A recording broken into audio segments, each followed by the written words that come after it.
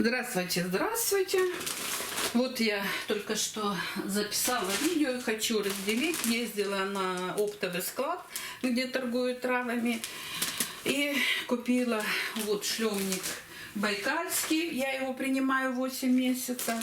И так как сейчас зима, купила мох исландский. Центрария исландская.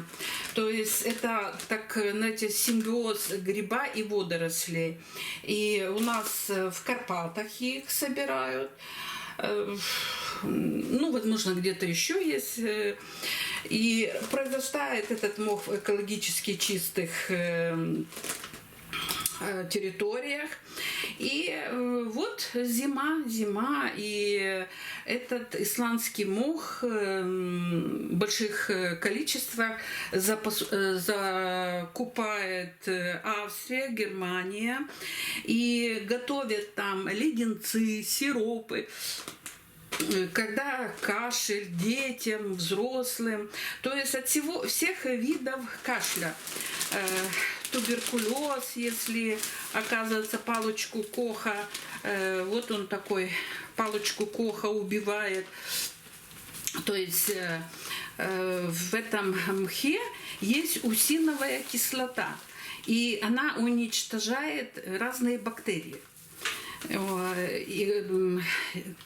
То есть вот сейчас наступило такое время, что антибиотики суют везде.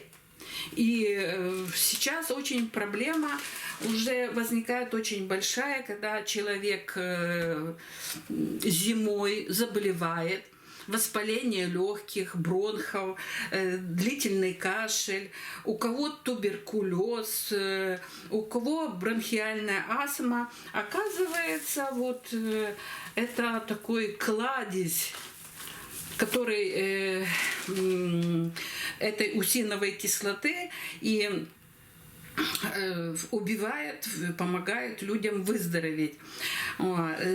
Также, когда язвы желудка, когда проблемы с кишечником, также советуют при артритах.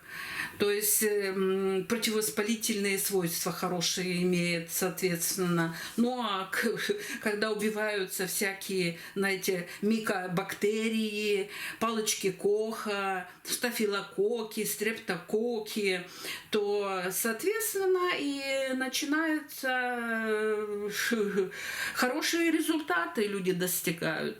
Прекращаются воспаления в желудочно-кишечном тракте, заживают язвы желудка, и люди перестают кашлять, выздоравливают.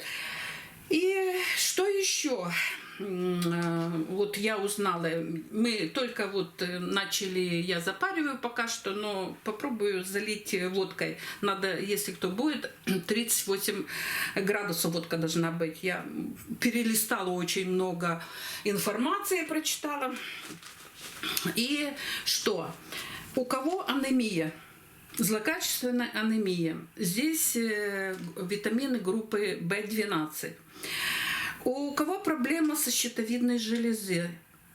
Тоже советуют этот мох принимать. И знаете, сейчас вот я читала, нашла статью, там какие-то там вот эти результаты, исследования немецкие. И вот так повезло, прочитала. И что оказывается? Что очень хорошо, хорошие результаты при простатитах. Знаете, так сейчас, я так понимаю, две проблемы очень, чуть ли не на первом месте. Это простатит, рак простаты и рак груди у женщин. Это сейчас очень большая проблема. И лечат просто у одного знакомого мужчины, и он там обращался в больницу, не буду сейчас вот это все пересказывать, рассказывать, но волосы встают дыбки. И простатит-то в основном, он-то так же само в первую очередь бактериальный. Но я так понимаю, что никто ничего не исследует, не смотрит, какие бактерии этот простатит вызывают, а лечат по протоколу всех и вся. Ну, это вот то, что я узнала со статьи. То есть очень хороший результат, когда проблема у мужчин с простатой. И если у женщин проблема с грудью, а это сейчас тоже очень серьезная проблема, рак груди, и то есть я не призываю, сразу скажу, я не призываю, вы там, каждый должен читать, интересоваться и решать. Просто я пересказываю то, что я читала. То есть, получается, вот эта усиновая кислота приводит в порядок желудочно-кишечный тракт, а желудочно-кишечный тракт – это иммунитет. И, соответственно, снимаются воспаления, залечивается все, и организм очищается, и решаются вот такие серьезные проблемы с простатой, с опухолью груди, с злокачественной анемией. Соответственно, если убиваются все эти разные бактерии, то заживляются и снимается воспаление желудочно-кишечном тракте. И, как видите, ну, было бы это несерьезно, то немцы и австрийцы бы не закупали тоннами, не вывозили это бы исландский мох и не производили эти леденцы, эти сиропы и все остальное. Таблетки, вот как раз там я за таблетки. И как раз у немцев там я узнала, что тоже надо не 40-градусной водкой, а 38-градусной водкой. И 30% лучше всего, они там разные, 10, и 20, и 30. И вот там я прочитала, что 30% раствор – это самый идеальный, самый лучший эффект. То есть вот для себя я сделала такое открытие, зима, и, честно говоря, понимаете, вот я 8 месяцев, вся семья принимает шлемник байкальский, но, насколько я уже так понимаю, понимаете, каждое какое-то растение, она воздействует там на какие-то виды грибков, бактерий, и одно растение что-то больше имеет, другое что-то меньше, и вот такое. Поэтому вот надо все-таки обращаться к природе и брать пример с Австрии и Германии.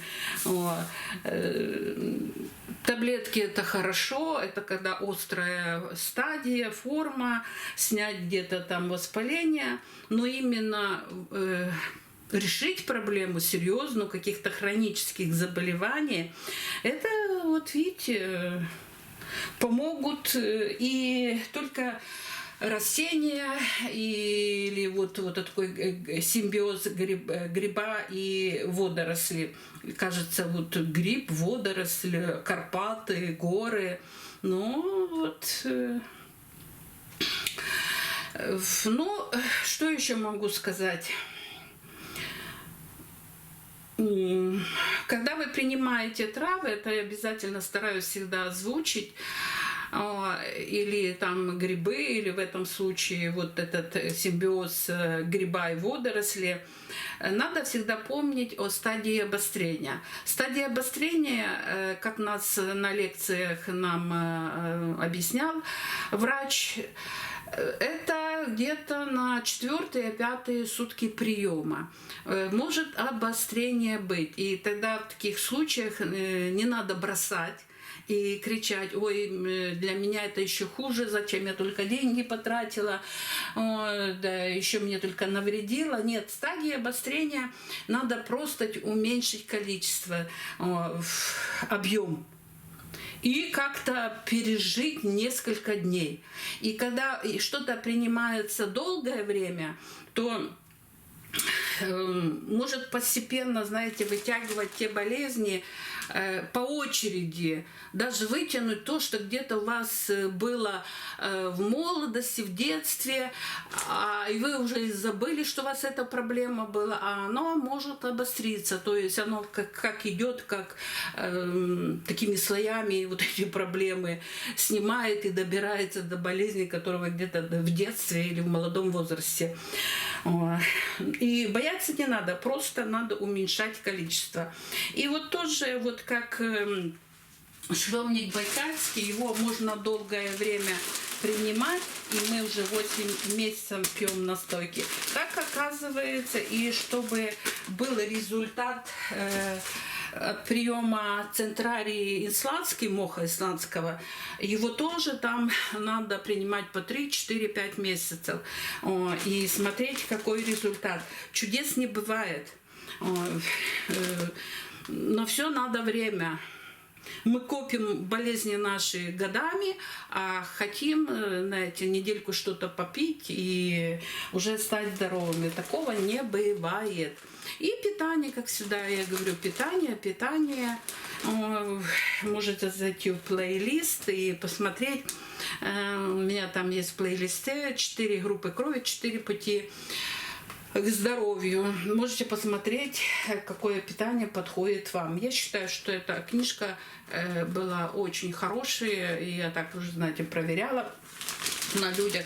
Но, конечно, лучше узнать, сдав анализы, что вам подходит. Это, конечно, идеальное, но если нет такой возможности, то и такие книги тоже помогают. Ну вот все, что я хотела сказать. Тем более сейчас холодно, сыро, зима. Пройти курс, погонять какие-то бактерии, какие-то стафилококки, грибки, которые, возможно, другими травами там где-то чем-то не погонялись, то я считаю, что для профилактики и для каких-то решений серьезных, если у кого-то надо попробовать. Но это вот мое такое субъективное мнение. А каждый сам должен решать, узнавать, советоваться с врачами и все остальное. Так что до свидания, будьте здоровы, заходите к нам на канал, подписывайтесь. Мы честно рассказываем, что мы делаем, что через себя пропускаем. И делимся честно со зрителями. Всего всем хорошего. Здоровья.